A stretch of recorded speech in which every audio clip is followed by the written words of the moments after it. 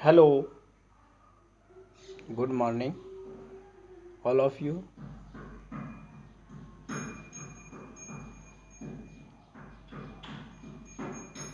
हाँ तो बच्चों सभी ध्यान से सुने।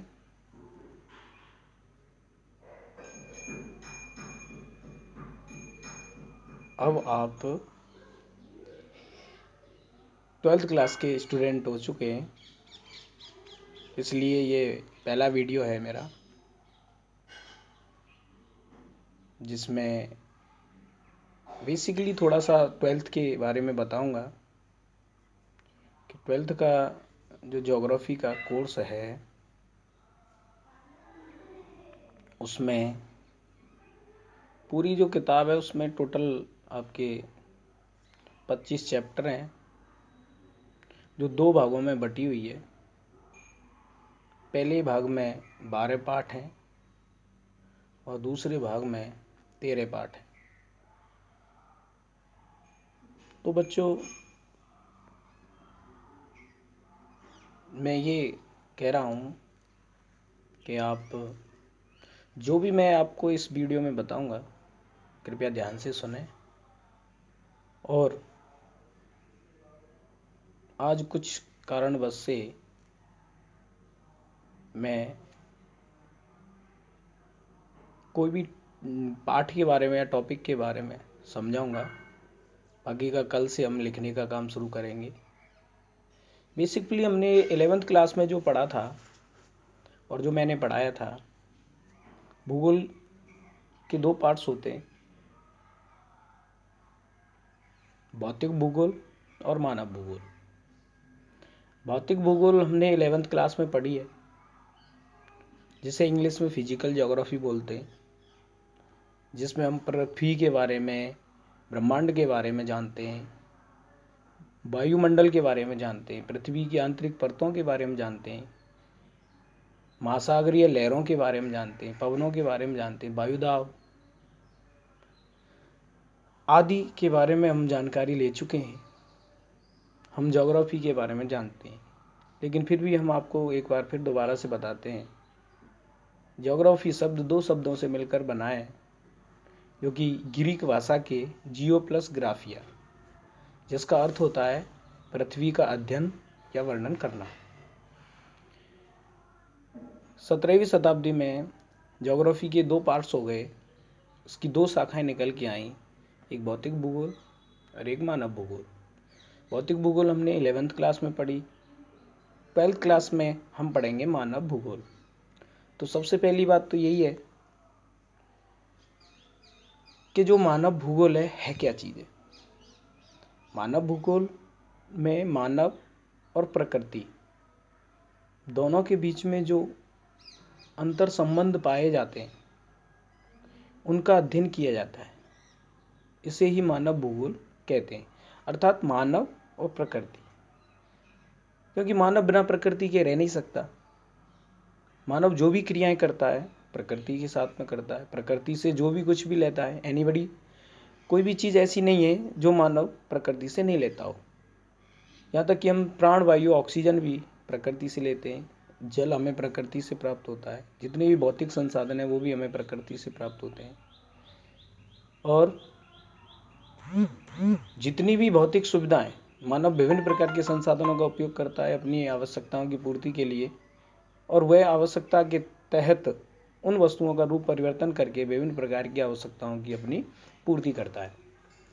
तो ये बहुत सारी क्रियाएं होती हैं जो मानव करता है, और मानव करता किसके साथ में? प्रकृति के साथ में।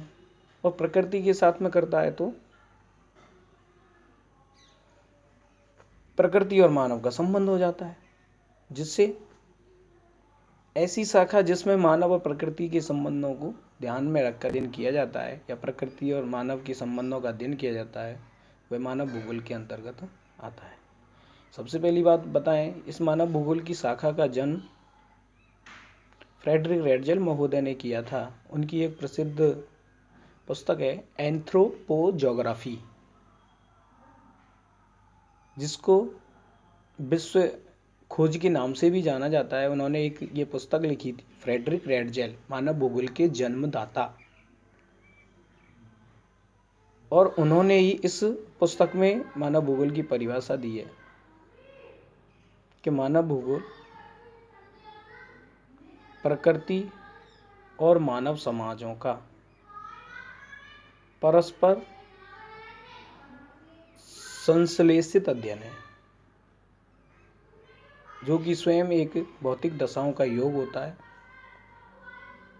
फिर इसके बाद में ये मानव भूगोल की शाखा आगे बढ़ती चली गई और उसके बाद में उनकी एक शिष्या थी कुमारी एलन संपल, जिन्होंने भी मानव भूगोल को परिभाषित करते हुए कहा है कि मानव भूगोल अस्थायी पृथ्वी और क्रियाशील मानव के बीच परिवर्तनशील संबंधों का अध्ययन है।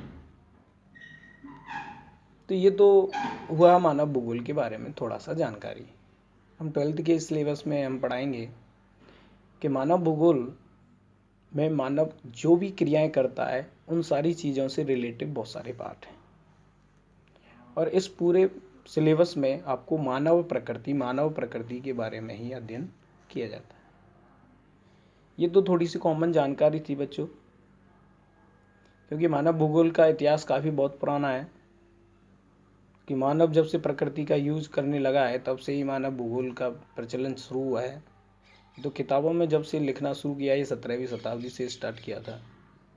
बाकी का मानव का संबंध प्रकृति से जब से रहा है, जब से मानव का पृथ्वी पर अवतरण हुआ। पहला पाठ जो है मानव भूगोल का प्रकृति और विषय क्षेत्र, वो पहला पाठ है जिसमें कुछ मानव भूगोल की परिभाषाएं दी हुई हैं। तो आज तो बस मैं थोड़ा सा आपको ये अवगत करा रहा था कि किस तरीके से मानव भूगोल या 12वीं का जो सिलेबस है उसमें मानव भूगोल के बारे में बताया जा रहा है।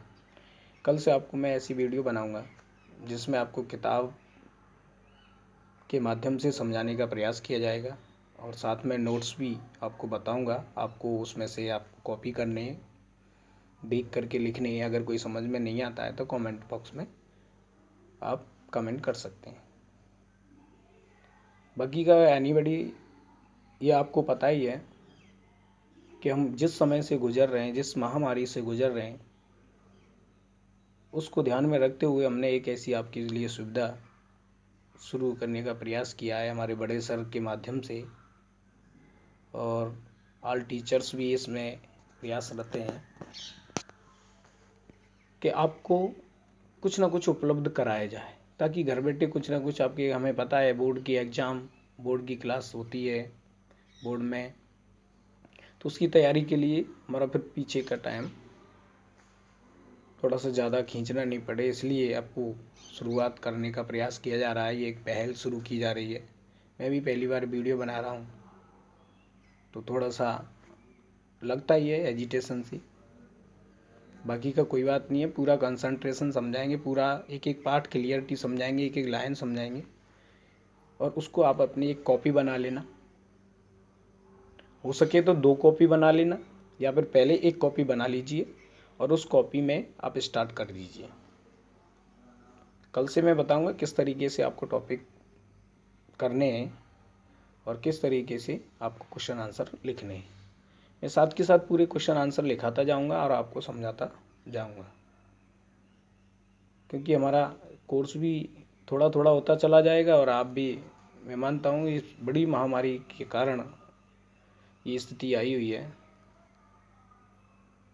और आप को बड़ी बड़ी बधाई जो आप 12th क्लास में अब प्रवेश कर चुके हो। तो इसलिए जो भी 11th क्लास में आपने जो मौज मस्ती की उसको छोड़ दें, और पूरा की पूरा कंसंट्रेशन बोर्ड की क्लास पर लगाएं, ताकि आपकी परसेंटेज अच्छी बने, आपकी मेहनत रंग लाए, आपके माता पिता और गुरुजनों का नाम हो। इसलिए एक बार फिर मैं अंत में यही कहना चाह रहा हूँ कि कोरोना महामारी से बचने के लिए आप अपने घर के अंदर रहें, फालतू ना घूमें, बाहर गली दुकानों पर ना घूमें, क्योंकि इससे बचने का उपाय बस यही है कि कम से कम 1.5 मीटर या 2 मीटर की दूरी रखें, किसी से भी बात करें तो, और फालतू ना घूमें, अपने घर पर रहें, और जो मेरी और मेरे सर के द्वारा, हमारे सर भी हैं और भी जो इस ग्रुप में जुड़े हुए हैं, उनके माध्यम से आपको पूरे सिलेबस का जो भी नोट्स या मैटर है वो आपको उपलब्ध कराया जाएगा। तो कृपया करके आप आराम से पढ़ें, अपने घर पे कॉपी में नोट करें जो भी आपको नोट कराया जाए। ओके, धन्यवाद।